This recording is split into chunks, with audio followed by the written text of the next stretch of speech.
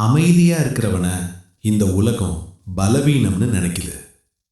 பேசலன்னா பயம்னு, பதில் சொல்லலன்னா தோல்வின்னு. ஆனா உண்மை அது இல்லை நண்பா. அமைதி பலவீனம் இல்லை. எல்லாத்துக்கும் பதில் சொல்லாம இருக்க தைரியம் வேணும்.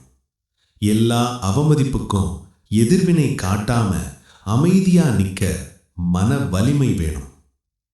சத்தம் போடுறது யாருக்கும் கஷ்டம் இல்லை. ஆனா தன்னை கட்டுப்படுத்திக்கிறது அது வீரனுக்கே சாத்தியம்.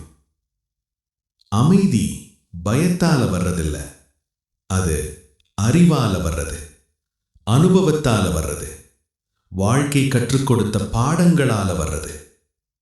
அமைதியா இருக்கிறவன் தோத்துட்டவன் இல்லை, அவன் சண்டையை தவிர்க்கிறவன்.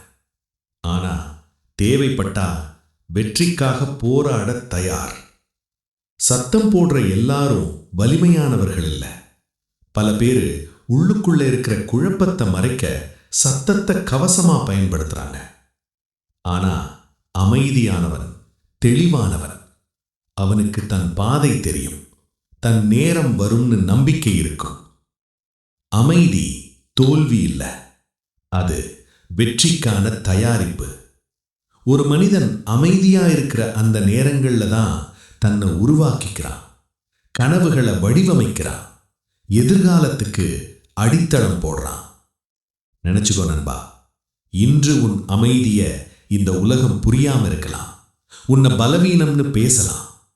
ஆனா ஒரு நாள் உன் வெற்றி பேசும்போது அந்த அமைதிதான் உன் மிகப்பெரிய சக்தின்னு உலகத்துக்கு புரியும்.